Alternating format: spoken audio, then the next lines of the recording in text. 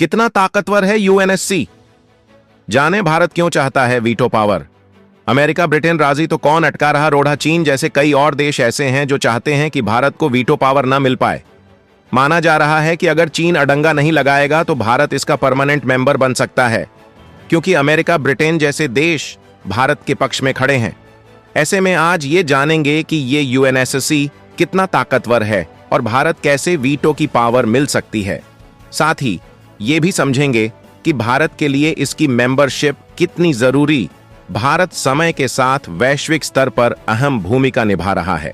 दुनिया के कई देश भारत की प्रतिभा को पहचान रहे हैं। रूस यूक्रेन युद्ध में भी शांति वार्ता को लेकर देश अहम रोल निभा रहा है।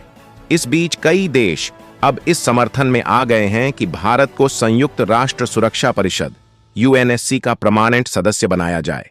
हाल ही में रूस, Bhutan, Mauritius, France, United kingdom, America और खुद संयुक्त राष्ट्र महासचिव ने इस बात का समर्थन किया है कि भारत को संयुक्त राष्ट्र सुरक्षा परिषद में स्थायी सदस्यता मिलनी चाहिए। यह जानने से पहले कि भारत को स्थायी सदस्यता क्यों नहीं मिली है, यह जानना जरूरी है कि सुरक्षा परिषद क्या है। संयुक्त राष्ट्र सुरक्षा परिषद यूएन का सबसे शक्तिशाली अंग है। इसका काम है दुनिया में शांति और सुरक्षा बनाए रखना, युद्ध और संघर्ष को रोकना, अंतर्राष्ट्रीय विवादों को हल करना, जरूरत पड़ने पर प्रतिबंध, सैंक्शंस या सैन्य कार्रवाई की अनुमति देना। सुरक्षा परिषद में 15 सदस्य देश होते हैं, जिसमें से 5 स्थायी सदस्य परमानेंट मेंबर्स होते हैं।